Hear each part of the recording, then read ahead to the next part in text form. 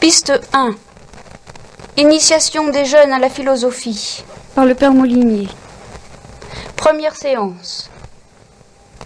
Alors, c'est le commencement de cet immense cours de philosophie qui commence à peine, mais qui se terminera jamais, je l'espère du moins, enfin, avec ma vie, ou qui se terminera dans le cas où j'échouerai complètement dans mon propos. Alors mon propos est très simple, je vous l'ai déjà dit, c'est de provoquer un besoin. Ça n'est pas de le satisfaire dans l'immédiat, parce que pour le satisfaire, une fois qu'il existera, il n'y aura pas de problème. Bon, alors justement, ce matin, je vais vous parler de la civilisation dans laquelle on est. D'abord, qu'est-ce que c'est qu'une civilisation? Si je vous demande, est-ce que c'est...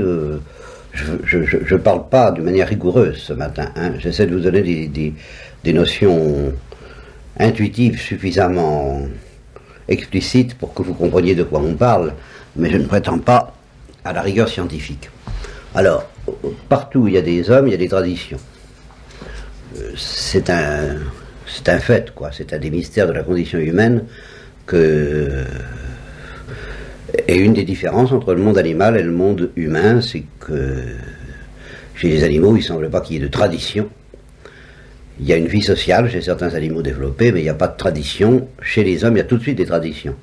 Vous pourriez voir ça si vous alliez en Afrique ou en Amérique, dans des peuplades païennes, qui ne sont pas encore des civilisations, justement, vous verrez qu'il y a des traditions religieuses en particulier, mais pas seulement religieuses. Enfin, c'est tout on ne peut rien séparer, je n'insiste pas sur la vie des païens ou des civilisations. Non, je ne dis pas civilisation.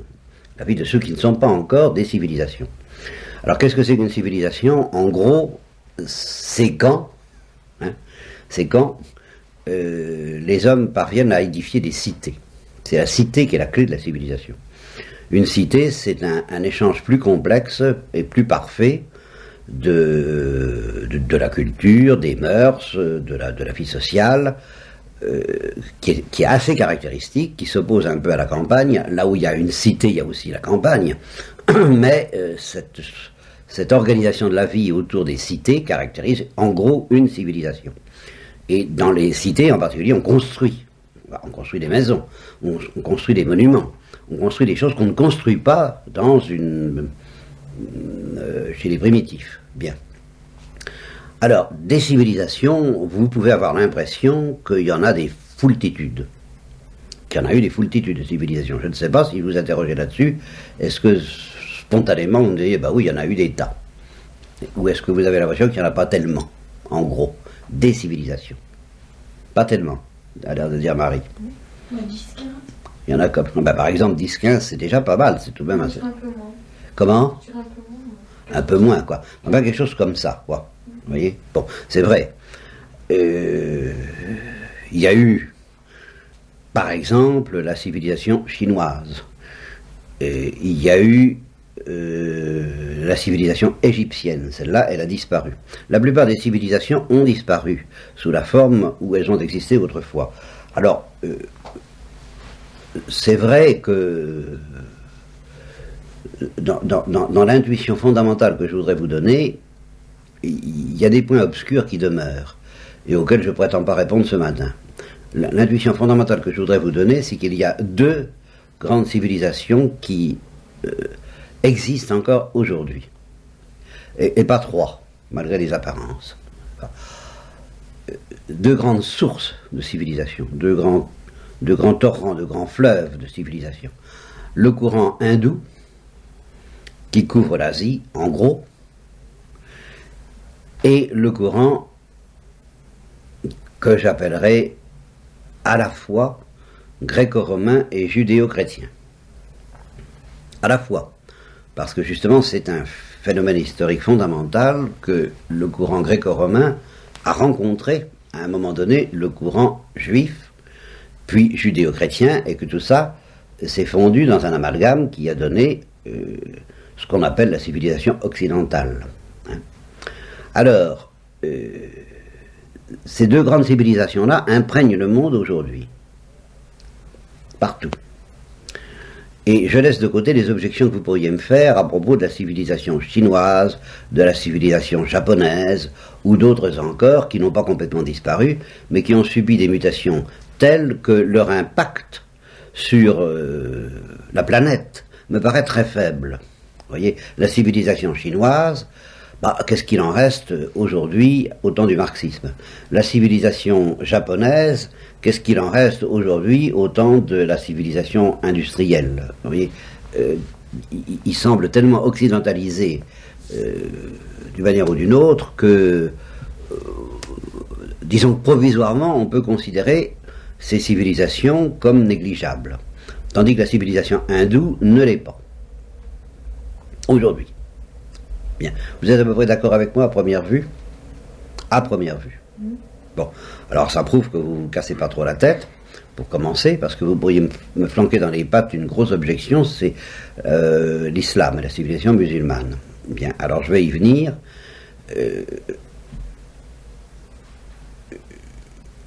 Je dis quand même qu'il y a deux grandes sources de civilisation, et je le maintiens.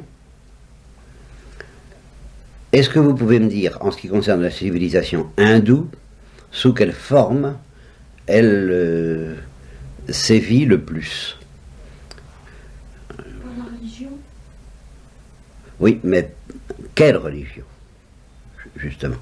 Polythéisme. Pardon? Comment on dit?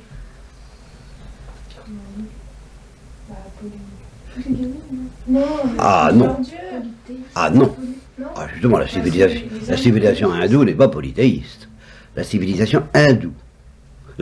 Oui, la civilisation hindoue, ce que j'appelle la civilisation.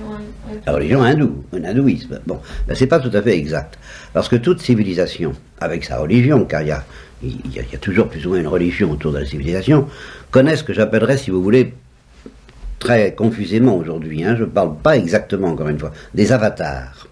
C'est-à-dire des complications, des dérivations, des crises, des hérésies, si vous voulez, enfin des modifications importantes qui surgissent à l'intérieur de la civilisation en question. Et ces avatars ont quelquefois une importance considérable, capable d'engendrer quelque chose qui peut apparaître comme une civilisation différente même. Et ce sera le cas de l'islam. Vous voyez, l'islam est venu de la civilisation judéo-chrétienne, et plutôt juive que chrétienne. Mais ça s'enracine quand même dans la tradition d'Abraham, l'islam. Et c'est un avatar de la civilisation judéo-chrétienne. Vous voyez? Bon, c'est un exemple que je vous donne, mais je le rattache quand même à la civilisation judéo-chrétienne. Pascal? Et les civilisations incas, ça vient d'où? Alors ça, les civilisations incas, c'est un petit peu comme les Chinois ou les Japonais, ça fait partie de ces civilisations qui ont existé, ou la civilisation égyptienne, qui ont existé, mais qui actuellement ne jouent plus de rôle décisif sur la planète. Elles semblent avoir disparu. Il y a des civilisations qui ont disparu, ça c'est certain. La civilisation égyptienne a disparu. À mon avis, la civilisation inca a disparu aussi. Tandis que la chinoise et la japonaise, on peut se demander s'ils ont tout à fait disparu ou pas. Voilà, je ne sais pas si ça te répond à ta question. Bien. Mais sans avoir complètement disparu, les Japonais et les Chinois ne jouent pas un grand rôle en tant que porteurs d'une civilisation originale. Ils sont tellement en avatar, justement. Un avatar dû à l'impact de la civilisation occidentale, judéo-chrétienne, avec cet autre énorme avatar que constitue le marxisme, car c'est un avatar aussi, le marxisme, de la civilisation judéo-chrétienne. Il faut que vous sachiez ça dès maintenant. Ça, c'est capital, ça. Le marxisme est une dérivation de la civilisation judéo-chrétienne.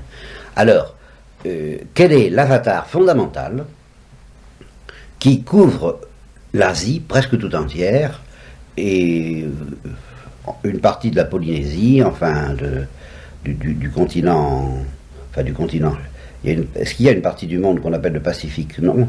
Non, l'Océanie. L'Océanie, voilà. Eh bien, qui couvre l'Océanie en partie. Et c'est un avatar de la civilisation hindoue. C'est pas la civilisation hindoue elle-même. Je vous dis ça en passant pour vous familiariser avec la notion d'avatar d'une civilisation. Mais c'est le bouddhisme. Eh oui, c'est le bouddhisme. Le bouddhisme, c'est pas la même chose que l'hindouisme. Et c'est sorti de l'hindouisme. Vous voyez, c'est une dérivation. C'est un avatar. Et cet avatar a un succès planétaire. Alors que l'hindouisme n'en a pas et ne peut pas en avoir. Pour une raison que vous allez me dire. Plutôt que vous n'allez pas me dire, mais que je vais vous demander. Pourquoi est-ce que l'hindouisme ne peut pas avoir de destin planétaire. Alors que le bouddhisme en a un, c'est évident. L'hindouisme ne peut, comme la civilisation japonaise ou chinoise, ou inca, ou égyptienne, et plus encore que toutes ces civilisations-là, peut-être, l'hindouisme ne peut pas. Mais c'est une religion, l'hindouisme? Ah oui, c'est une religion. C'est une religion, c'est une sagesse, c'est une philosophie, c'est tout ça à la fois. C'est pour ça que je vous en parle, parce que la philosophie, il va falloir arriver à découvrir ce que c'est au milieu de tout ça. C'est dans cette espèce de gargouillis, on va essayer de dégager une notion de philosophie. Mais pour le moment, je vous dis, l'hindouisme, c'est une religion et une philosophie, c'est une sagesse extraordinaire, fascinante, magnifique, et qui imprègne quelquefois la pensée occidentale, mais elle n'a pas de destin planétaire en tant que religion hindoue, alors que son avatar bouddhiste a un destin planétaire. Est-ce que vous pouvez me dire pourquoi? Je ne sais pas, il doit y avoir quelque chose, je ne connais pas assez, mais il doit y avoir quelque chose dans la religion. Ah oui. Une exigence de la religion. Absolument. Qui n'est pas compatible avec la morale. Absolument. Pour être hindou, il faut naître hindou. C'est une affaire de renaissance, justement, c'est une naissance. Je n'entre pas dans les détails, mais il ne suffit pas de se convertir à des idées pour devenir hindou. Il faut être situé dans l'hindouisme dans une certaine caste. Il y a une dizaine de castes dans l'hindouisme, et il faut appartenir à une des castes, et ceci par droit de naissance. Alors, il n'y a pas moyen d'être hindou autrement que par voie de naissance. Tandis que le bouddhisme, c'est tout à fait autre chose. C'est une explosion très hérétique à cet égard de la religion hindoue, et qui permet à n'importe qui de devenir bouddhiste. Bon, il y a un autre cas qui m'a beaucoup frappé à la télévision il y a quelques jours, quand j'ai vu une émission sur les convertis, alors à l'intérieur de la civilisation judéo-chrétienne également, d'une religion qui, elle, ne peut pas non plus, et malgré les apparences, avoir... elle peut avoir un destin planétaire, mais pas du tout en ce sens qu'elle inviterait tous les hommes à devenir adeptes de cette religion. Elle prétend bien avoir un destin planétaire, mais pas du tout en ce sens que tout le monde deviendra adepte de cette religion, en un sens différent. Mais pour une raison analogue à l'hindouisme, elle ne peut pas, tout le monde ne peut pas devenir adepte de cette religion. Et alors ça, c'est dans la civilisation judéo-chrétienne. Est-ce que vous pouvez me trouver ça? Comment? Eh oui, à la différence de l'islam. L'islam, c'est pas compliqué. Justement, j'ai vu ça dans une émission sur les convertis. Tu vas trouver un musulman, tu prends un témoin, tu fais acte de foi dans Allah, il y a quelques articles très simples, tu dis voilà, j'y crois, et ça y est, tu es musulman. C'est tout de suite fait. Alors que les juifs, alors j'ai quand même été assez frappé en entendant... On peut quand même se convertir. Oui, mais c'est très compliqué. Ils sont très réservés. Pourquoi ils sont réservés? Parce que le but du judaïsme n'est pas que tous les hommes deviennent juifs, c'est pas vrai. Et en particulier, ils insistent que eux aussi ils croient au mystère du salut.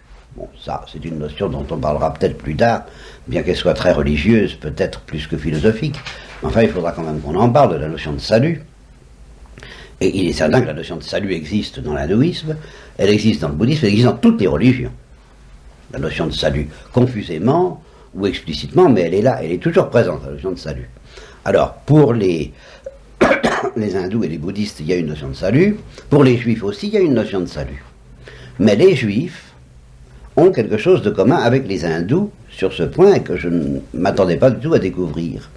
C'est que les juifs, comme les hindous, disent les hommes peuvent être sauvés en pratiquant la religion de leurs parents, quelle qu'elle soit. À certains égards, ça n'a aucune importance. Alors, les hindous diront, c'est parce qu'il y a plusieurs voies pour arriver au même résultat. Par conséquent, il n'est pas nécessaire d'être hindou. L'hindouisme se présente comme une espèce de synthèse et de sagesse supérieure qui englobe tout. L'hindou sait que toutes les voies se valent, que tous les chemins se ressemblent et aboutissent au même terme. Les autres hommes ne le savent pas, mais en fait, tout aboutit au même terme. Les juifs, c'est pas tout à fait pour la même raison. Est-ce que vous pouvez me préciser pourquoi les juifs pensent que tout homme peut se sauver, même en n'étant pas juif, et que cependant la religion juive est tout à fait transcendante? Ça n'est pas du tout parce qu'elle englobe les autres et qu'elle prétend savoir mieux que les autres que tout se vaut. Aux yeux des Juifs, tout ne se vaut pas. La religion juive est tout à fait transcendante. C'est parce qu'ils croient en un Dieu qui est le même. Absolument. Bon, mais ils pensent qu'il faudra bien que tous les hommes découvrent ce Dieu. De ce côté-là, c'est leur Dieu, à eux, juifs, tel qu'ils le connaissent, qu'il faudra bien que tous les hommes trouvent pour être sauvés. C'est pas parce qu'ils croient que c'est à eux de sauver les autres, de Voilà, payer pour... c'est autour de ça. Ils ont... C'est à cause du Christ, parce que leur sauveur est... Ah bah, leur sauveur, Ils croient pas au Christ. Non, le non, Christ, mais je me suis mal non, ils se expliquée, mais- considèrent comme un peuple sacerdotal. Voilà. Ils sont les prêtres du genre humain. Alors, tout le monde n'est pas appelé à devenir prêtre, voilà, du salut de tous les hommes. C'est une dignité éminente, et alors, autant il est grave de cesser d'être juif si on est né juif, autant ça n'a pas d'importance de le devenir si on n'est pas né juif. Bien. Alors, tout ça, pour en arriver à quoi? C'est que je suis que l'émergence en 1980 ou 75 ou 60 d'une très très vieille tradition. Alors c'est cette tradition-là qui est intéressante et à laquelle j'ai réussi à leur donner confiance. Et qui n'est pas uniquement, qui n'est pas tout à fait, qui n'est pas seulement la tradition chrétienne. Ça c'est vrai. Bon, alors,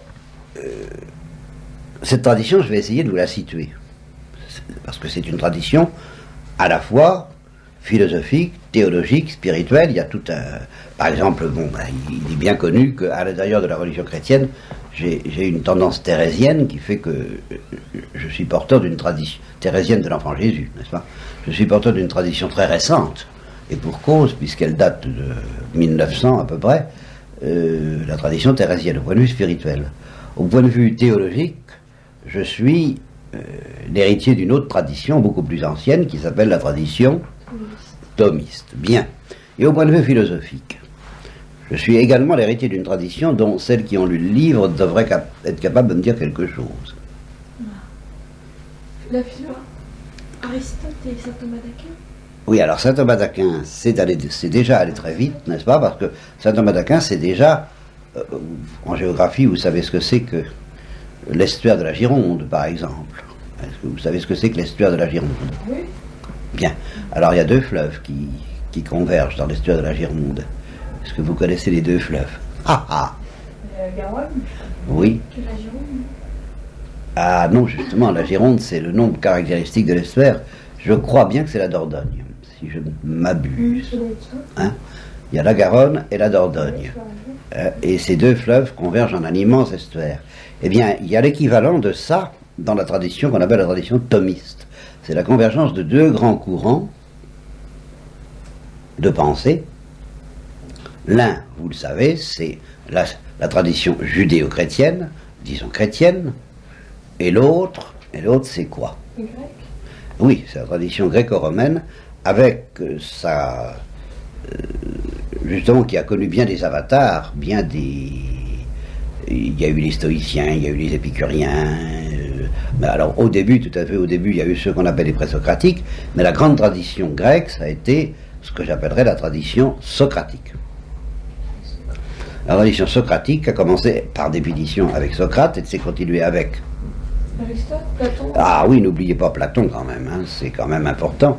Et elle a atteint son sommet de perfection avec Aristote. Et alors là, les chrétiens, eux, au début de leur histoire, ont cafouillé considérablement, ils se sont jetés dans la recherche de la vérité dans toutes les directions, dans tous les azimuts, et ils n'ont pas du tout été immédiatement aristotéliciens. Même je peux dire qu'au début, il n'y a eu aucun aristotélicien. Jusqu'à l'âge, on peut dire pratiquement jusqu'à saint Thomas d'Aquin. Il y a eu des platoniciens.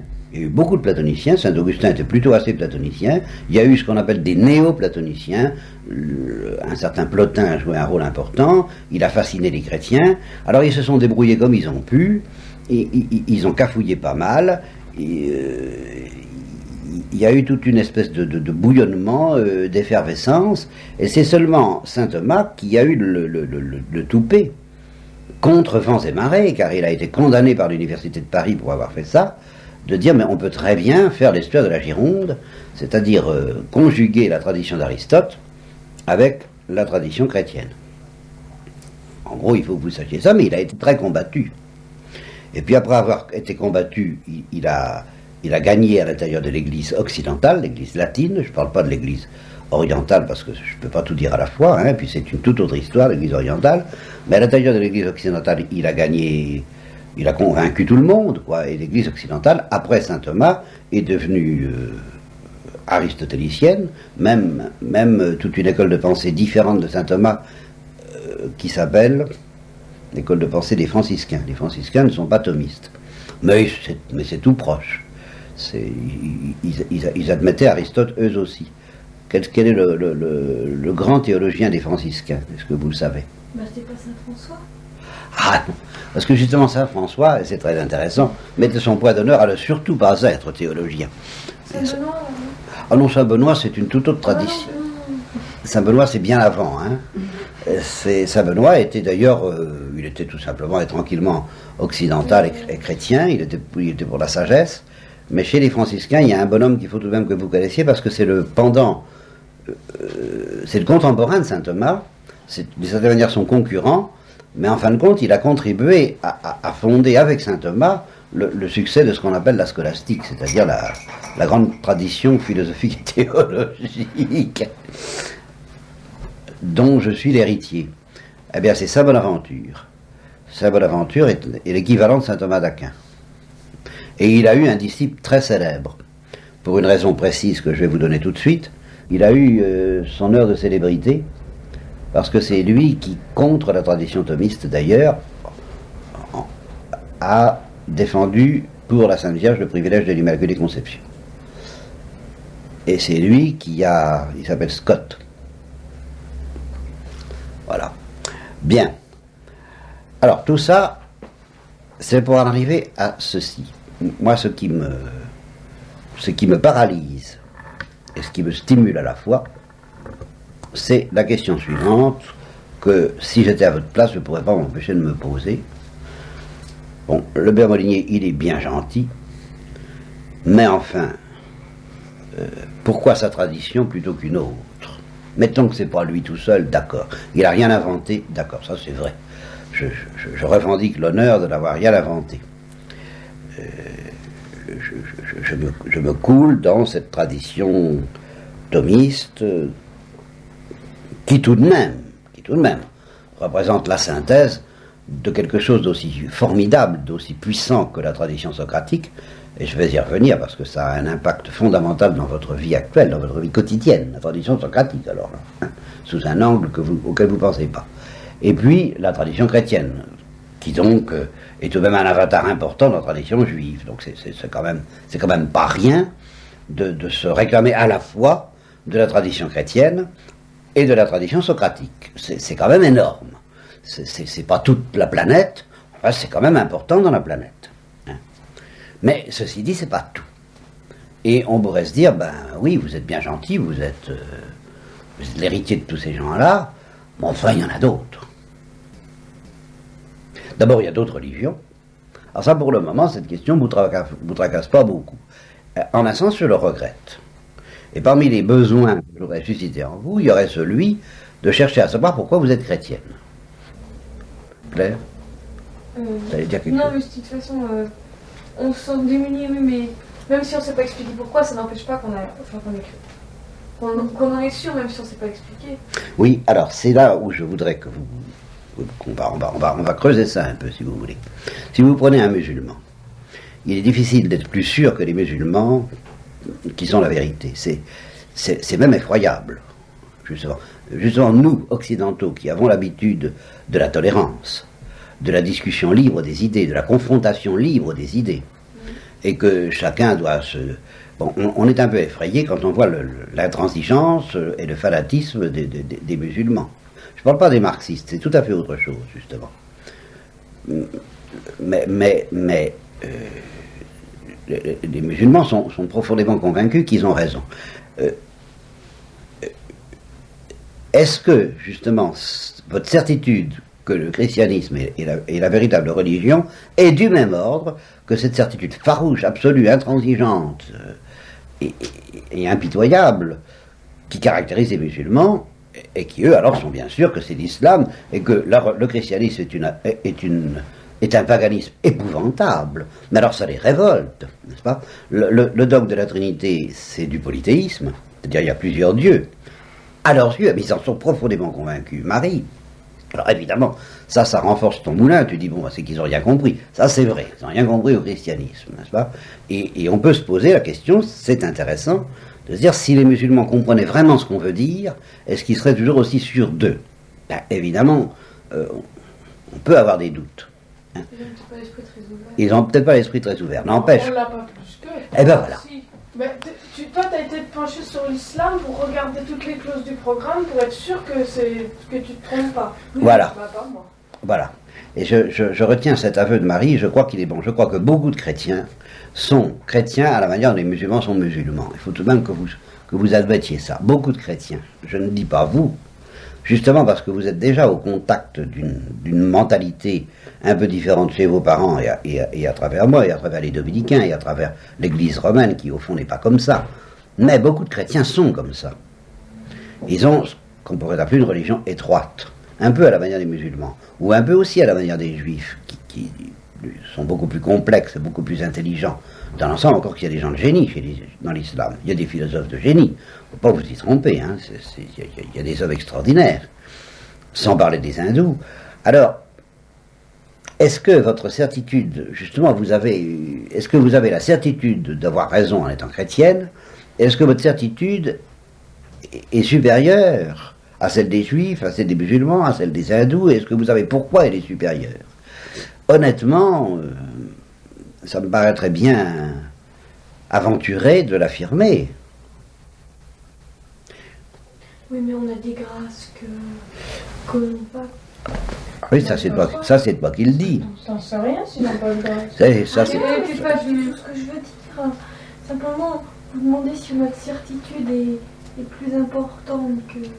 Les plus valables. Bah, je crois qu'elle n'est pas du même ordre. Voilà. Parce qu'on est moins convaincus.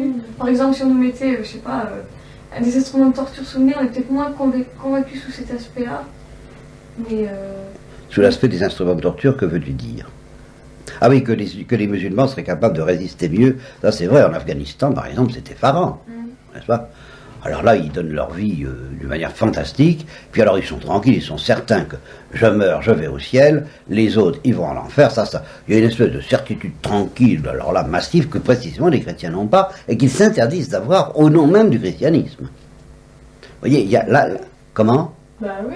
Oui, mais ça, c'est déjà avoir conscience de ça, c'est déjà avoir des raisons plus profondes d'être chrétien que cette tranquillité musulmane.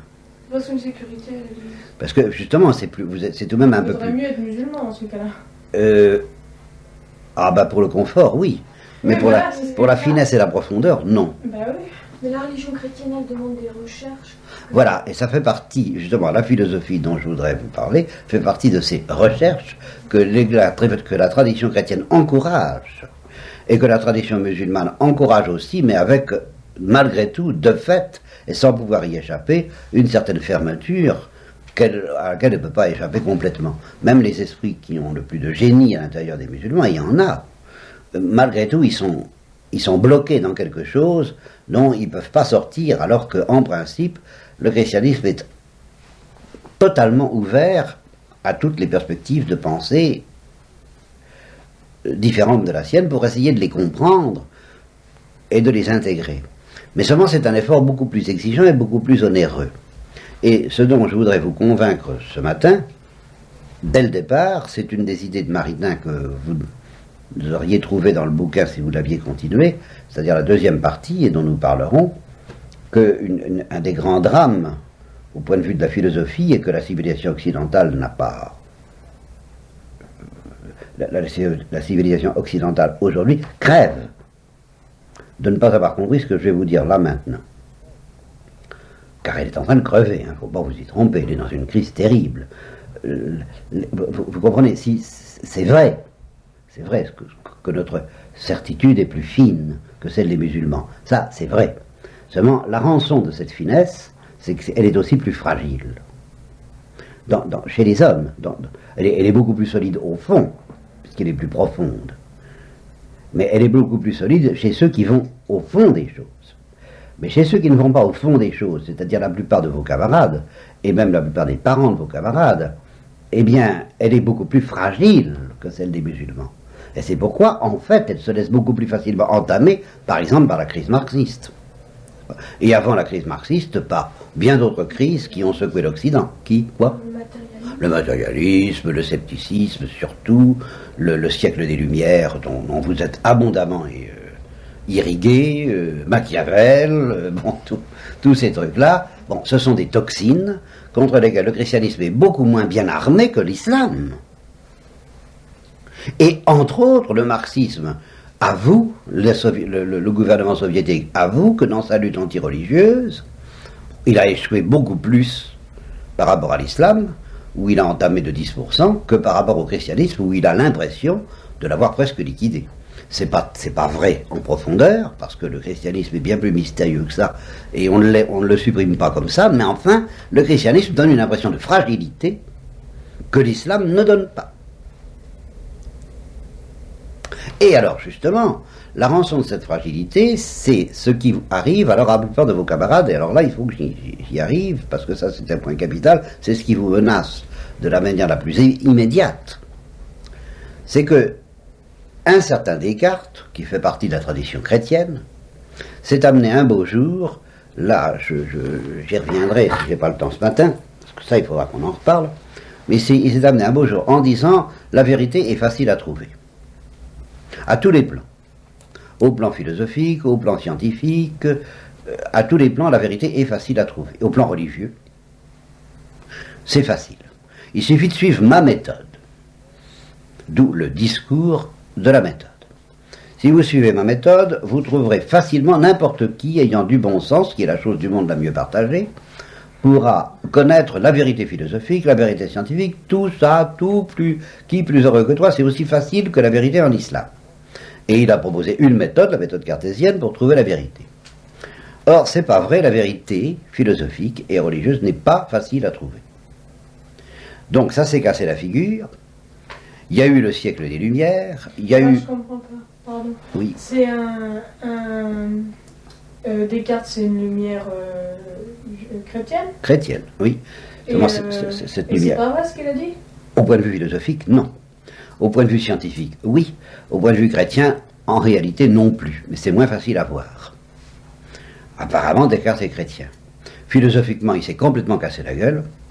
Et ça aboutit à la situation dans laquelle vous êtes et vos camarades de classe quotidiennement sont. Ça, c'est la faute à Descartes. Au point de vue philosophique. Au point de vue scientifique, s'il y a la bombe atomique, c'est en partie grâce à lui.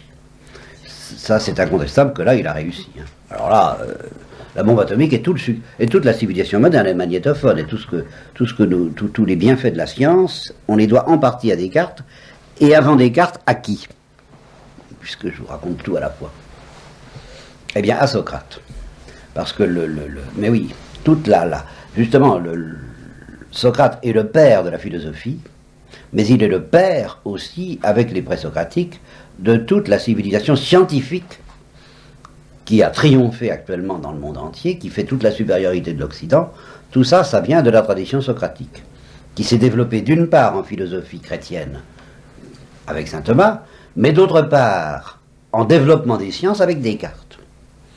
Parce que les premiers philosophes grecs, ils cherchaient à savoir toute la vérité, dans tous les domaines.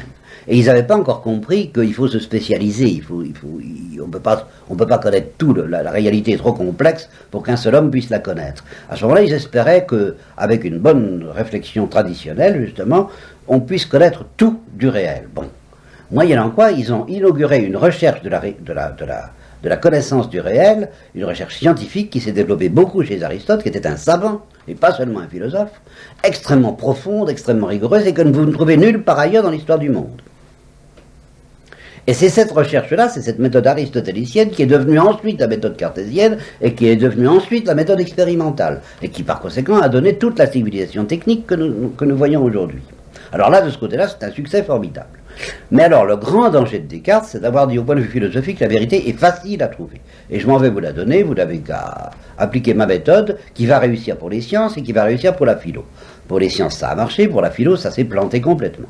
Les philosophes du XVIIe siècle, du XVIIIe sont passés par là, et alors vous arrivez à la situation actuelle, qui est le contraire de Descartes, et qui est tranquillement la certitude intime répandue chez tous vos camarades, et chez la plupart des guidouilles, et chez la plupart des prêtres, et chez la plupart des parents, à savoir que la vérité philosophique est impossible à trouver.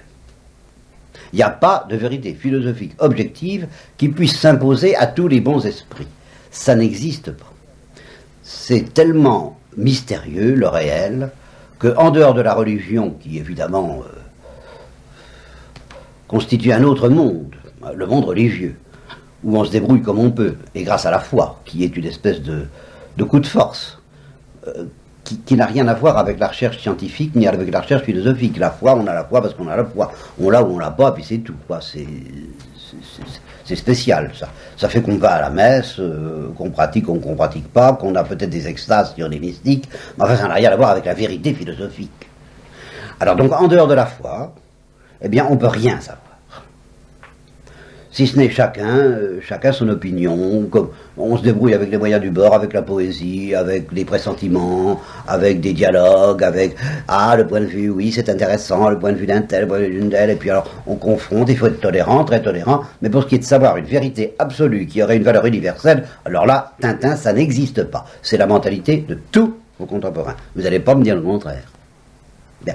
Et alors Maritain dit dans le bouquin que vous avez, il dit, évidemment, la réponse à cette question, est-ce que la vérité est facile à trouver ou est-ce qu'elle est impossible à trouver, elle se situe entre ces deux écueils catastrophiques, et elle est très exigeante. C'est que la vérité est possible à trouver, la vérité philosophique, mais très difficile.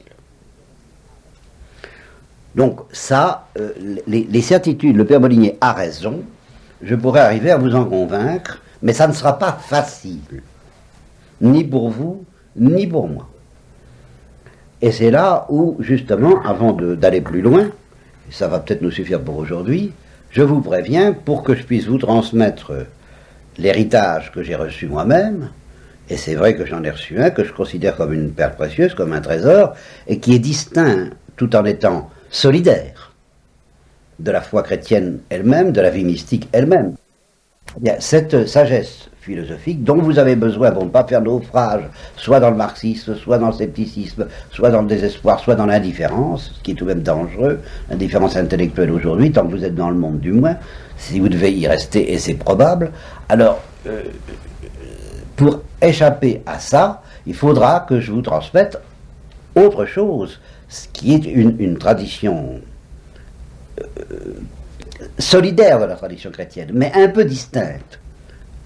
Et par conséquent, on peut être chrétien sans ça, mais inversement, on ne peut pas connaître la philosophie que je voudrais vous donner sans un minimum de vie intérieure, sans un minimum de sérieux point de vue chrétien, ça c'est sûr. Donc il faut déjà que vous ayez cette attitude d'un minimum de fidélité envers Dieu, ça c'est la base, plus encore autre chose, c'est-à-dire un minimum de recherche, de désir, d'en vouloir. Il faut en vouloir pour que je puisse vous transmettre cette solidité, cette vérité solide sur laquelle on se casse les dents parce qu'elle résiste quand même à toutes les critiques et à tous les arguments, à tous les sophismes dont on vous menace. Ben, il faudra en vouloir. Je ne sais pas si je m'exprime à peu près clairement. Là-dessus, je vous donne la parole, puisque vous vouliez toutes les deux. Claire d'abord, je crois, et Marinon ensuite. Non, tu n'avais pas quelque chose à dire. Alors Marinon. Et en partie répondu, je me demandais si c'était possible d'être chrétien sans cette oui, philosophie. À condition justement d'être protégé, de n'avoir aucune philosophie, de n'être pas en contact avec les mauvaises philosophies, et en particulier celle, car c'en est une, mais elle est terrible, selon laquelle il n'y a pas de vérité. N'est-ce pas ? Il ne faut pas vous y tromper, puisque je me laisse emporter. Vous avez déjà lu dans ce bouquin, toutes les deux, Claire et Marinon, que déjà au temps de Socrate sévissait l'opinion qui sévit aujourd'hui en classe, à savoir celle des sophistes. Premièrement, il n'y a pas de vérité universelle. Deuxièmement, s'il y en avait une, on ne peut pas la connaître. Il se peut qu'il y en ait une, après tout, mais si vous arrivez à m'affirmer qu'il y en a une, je réponds peut-être, mais on ne peut pas la connaître. Troisièmement, si vous arrivez à prétendre qu'on peut la connaître, alors on ne peut pas la transmettre. Vous voyez, ça c'est la grande opinion. Or ça, c'est la grande opinion des sophistes. Socrate a eu à se battre contre ces gens-là. Aujourd'hui, c'est ça qui règne. Hein. Et même chez les chrétiens. À savoir, en dehors de la foi, qui est une espèce de coup de force intellectuelle acrobatique qu'on a ou qu'on n'a pas par tradition familiale, hein, puis par conversion pour certains, mais alors c'est vraiment très exceptionnel. Bon, en dehors de la foi, eh bien, il n'y a pas de vérité, ou alors s'il y en a une, on ne voit pas bien comment on peut l'atteindre, et en tout cas, si on l'atteint, bon, on ne peut pas la transmettre. Alors ces trois choses-là sont fausses. Il y a une vérité, on peut l'atteindre et on peut la transmettre, mais il faut en vouloir. Il faut en mettre un coup. Bien. Alors, est-ce que, en gros, ça vous paraît bien parti comme ça? C'est un peu ce que vous attendez? C'est ce que vous désirez qu'on continue? C'est difficile de s'attendre à quelque chose. On n'a pas d'idée, mais c'est des trucs confus. Quoi C'est des choses qu'on ressent confusément et que vous éclairez. Ben, c'est ce que je veux faire. Bon, alors si justement vous sentez... Ben voilà, si vous sentez un malaise, comme dit Freud, un malaise dans la civilisation, il y a un bouquin qui s'appelle comme ça, de Freud, Malaise dans la civilisation. Ben oui, je vous tenez, je vous prends cet exemple, puisqu'on bavarde. Bien, Freud, bon, voilà, il a justement écrit Malaise dans la civilisation. Pourquoi? Parce que Freud est un type qui, en tant que savant, et d'après ses découvertes, il pense que la civilisation n'a aucune chance. Les pulsions, telles qu'il les a étudiées, sont quelque chose de beaucoup plus puissant, de beaucoup plus profond, sur lequel la civilisation a fabriqué une espèce de petite croûte, de petite pellicule très mince et très fragile, qui n'a aucune chance de demeurer, qui n'a aucune valeur de vérité, qui n'a aucune force pour s'imposer d'une manière sérieuse, et qui est sûre de crever, de craquer un jour ou l'autre. N'est-ce pas, nous autres civilisations, disait Valérie, nous savons que nous sommes mortels. Alors ça, Freud en était profondément convaincu. Et en même temps, par toute une mentalité qui ne s'expliquait pas lui-même, eh bien, il était pour la civilisation contre la barbarie. Alors, à la fois, il aurait souhaité le succès de la civilisation, et en même temps, il était convaincu qu'elle était foutue. Vous voyez. Alors, il n'est pas le seul. Vous trouverez beaucoup de chrétiens qui sont comme ça, qui disent « Ah, j'aimerais mieux, je crois au christianisme ». Je me rappelle encore un industriel, c'était l'ancien directeur de Pont-à-Mousson, maintenant Pont-à-Mousson est devenu nationalisé, tout là.